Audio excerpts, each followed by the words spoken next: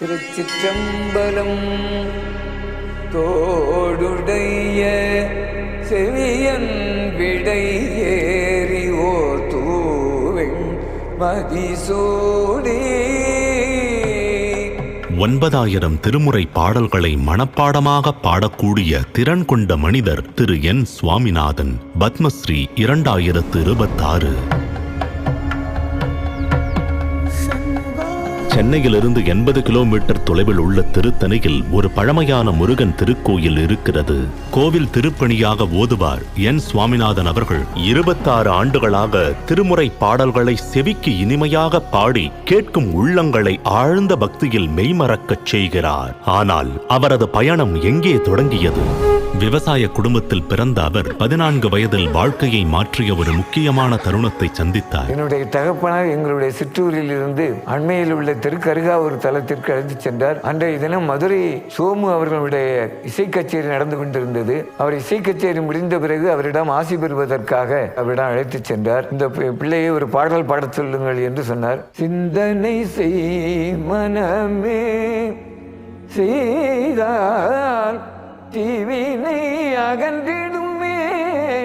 குரல் வளம் சொல் வளம் நன்றாக இருக்கின்றது. எனவே இசைத்துறையில் இந்த பையனை சேர்த்து விடுங்கள் என்று சொல்லியதற்கு நாங்கள் திருமுறை இசை பயில்வதற்கு முற்பட்டேன் என்பதை தெரிவித்துக் கொள்கின்றேன். திருமுறை என்பது 6ஆம் நூற்றாண்டு முதல் 11ஆம் நூற்றாண்டின் இடையில் உருவான சிவபெருமானிற்கு அர்ப்பணிக்கப்பட்ட தமிழ் பக்தி பாடல்கள். அவற்றில் தேவார பாடல்கள் முக்கியமானவை. திரு சுவாமிநாதன் அவர்கள் திருக்கடையூர் மற்றும் தர்மபுரம் ஆதீனம் ஆகிய இடங்களில் உள்ள தேவார பாடசாலைகளில் 8 ஆண்டுகள் 10 பருவம் முதல் இளம் வயது வரை தேவார பாடல்களை மிகுந்த பக்தியுடன் கற்றார். இதன் மூலம் அவர் ஓதுவார் எனப்படும் தேவார பாடல்களை பாடுபவர்களுக்கான புனித பட்டத்தை பெற்றார்.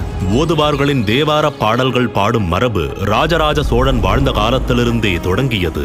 அவர் கட்டிய புகழ்பெற்ற பிரகதீஸ்வரர் கோயில் அதற்கு சான்றாகும்.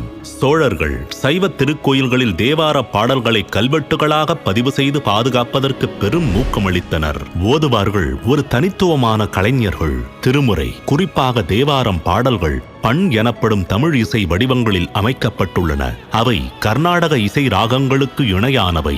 ஓதுவார் சுவாமிநாதன் அவர்கள் ஆதீனங்களின் அர்ப்பணிப்புள்ள குழுக்களுடனும் பிற ஓதுவார்களுடனும் சேர்ந்து இந்த மரபை பாதுகாத்து பணியாற்றுகிறார். தர்மபுரம் மற்றும் சிதம்பரம் பகுதிகளில் மாணவர்களுக்கு பயிற்சி அளித்து வருகிறார். உலகம் முழுவதும் உள்ள தமிழ் மக்களுக்காக 100க்கும் மேற்பட்ட இசை தொகுப்புகளை டிஜிட்டல் வடிவில் வழங்கி வருகிறார்.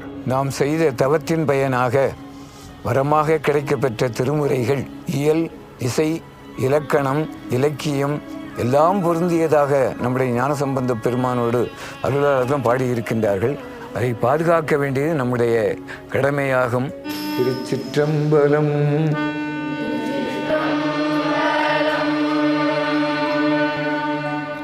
திரு என் சுவாமிநாதன் பத்மஸ்ரீ விருது பெற்றவர் 2026.